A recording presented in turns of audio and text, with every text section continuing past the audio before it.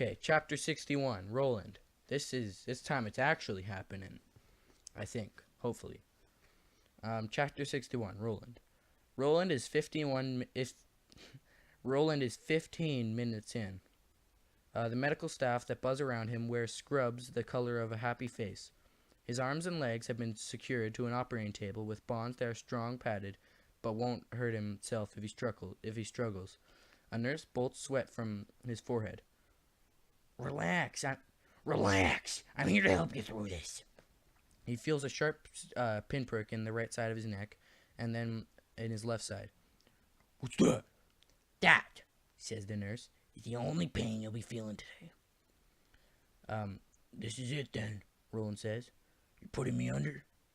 Although he can't see her mouth beneath the surgical mask, he can see her smile in her eyes. Not at all, she says. By law, we're required to have you keep you conscious through the entire procedure. The nurse takes his hand. You have a right to know everything that's happening to you, every step of the way. What if I don't want to? You will, says one of the surgical assistants, wiping Roland's leg down with a brown surgical scrub. Everybody does. We've inserted catheters into your carotid artery and jugular vein, says the nurse. Right now, your blood is being replaced with synthetic oxygen-rich solution. We send the real stuff straight to the blood bank, says the assistant at his feet. Not a bit gets wasted. You can bet you'll be saving lives. The oxygen solution contains an anesthetic that deadens pain receptors. The nurse pats his hand. You'll be fully conscious, but you won't feel a thing. Already, Roland feels his limbs starting to go numb. He swallows hard. I hate this. I hate this. I hate you. I hate all of you. I understand.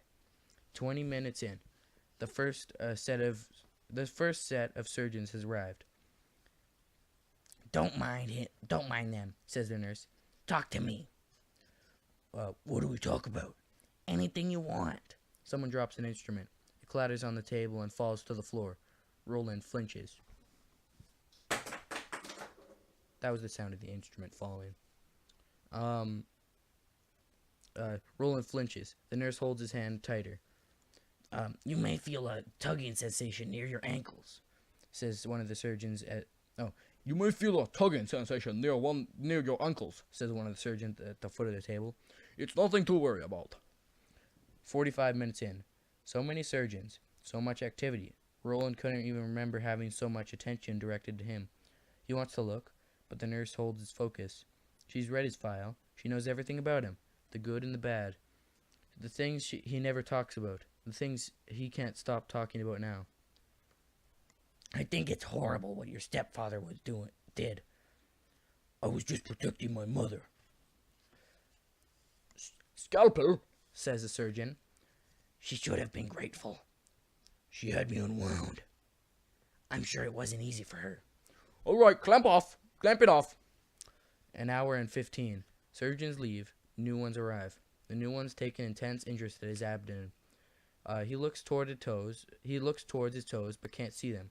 Instead, he sees the surgical assistants cleaning the lower half of the table. I almost killed a kid yesterday. That doesn't matter now. I wanted to do it, but I got scared. I don't know why, but I got scared. Just let it go. The nurse was holding his hand before. She's not anymore. Strong abdominal muscles, says the doctor. Do you work out? A clang of metal. Oh, shit. What else could I drop? Oh, yeah, that was clang of metal. A clang of metal. The lower half of the table is unhooked and pulled away. It makes him think of when he was 12 and his mom took him to Las Vegas. She had dropped him off at a magic show while she played at the slots. The magician had cut a woman in half. Her toes were still wiggling, her face still smiling. The audience gave him thunderous applause. Now Roland feels discomfort in his gut. Discomfort, a tickling sensation, but no pain. The surgeons lift things away. He tries not to look, but he can't help. There's no blood, just the oxygen-rich solution, which is fluorescent green, like antifreeze. I'm scared, he says. I know, says the nurse. I want you all to go to hell. That's natural.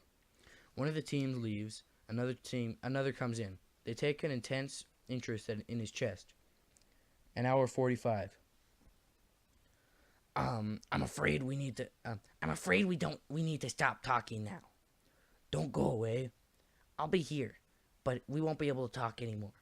The fear surrounds him, threatening to take him under. He tries to replace it with anger, but the fear is too strong. He tries to replace it with the satisfaction that Connor will be taken very soon, but not even that makes him feel better. You'll feel a tingling sensation in your chest, says the surgeon.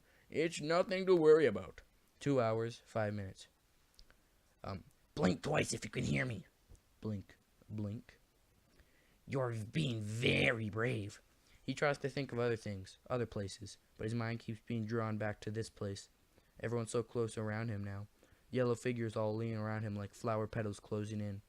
Another section of the table is taken away. The petals move closer. He does not deserve this. He's done many things, not all good, but he does not deserve this. And he never did get his priest. 2 hours, 20 minutes. You'll feel a tingling in your jaw. That's nothing to worry about. Blink twice if you can hear me. Blink, blink. Good. He locks his eyes on the nurse, whose eyes still smile. They always smile. Someone made her have internally smiling eyes. I'm afraid you're going to have to stop blinking now. Where's the clock? Says one of the surgeons. 2 hours, 33 minutes. We're running late. We're running late. Not quite darkness, just an absence of light. He hears everything around him, but can no longer communicate. Another team has entered. I'm still here, the nurse tells him, but then she falls silent. A few moments later, he hears footsteps, and he knows she's left. You'll feel a tingling sensation in your scalp, says the surgeon. It's nothing to worry about. It's the last time they talk to him. After that, the doctors talk like Roland is no longer there. Did you see yesterday's game? Heartbreaker. Splitting the corpus calcium. Nice technique. Well, it's not brain surgery. Ha ha ha ha ha ha ha ha ha ha ha. Memories tweak and spark. Faces, dreamlike pulses of light deep in his mind. Feelings, things he hasn't thought about in years. The memories boon. Then they're gone. When Roland was 10, he broke his arm. The doctor told his mom he could have a new arm, or a cast. The cast was cheaper. He drew a shark on it. When the cast came off, he got a tattoo to make the shark permanent. If they had just made that three-pointer, it'll be like the Bulls again, or the Lakers, starting on the left cerebral cortex. Another memory tweaks. When I was 6, my father went to jail for something he did before I got born. I never knew what he did, but my mom said I'm just the same. The Suns don't stand a chance.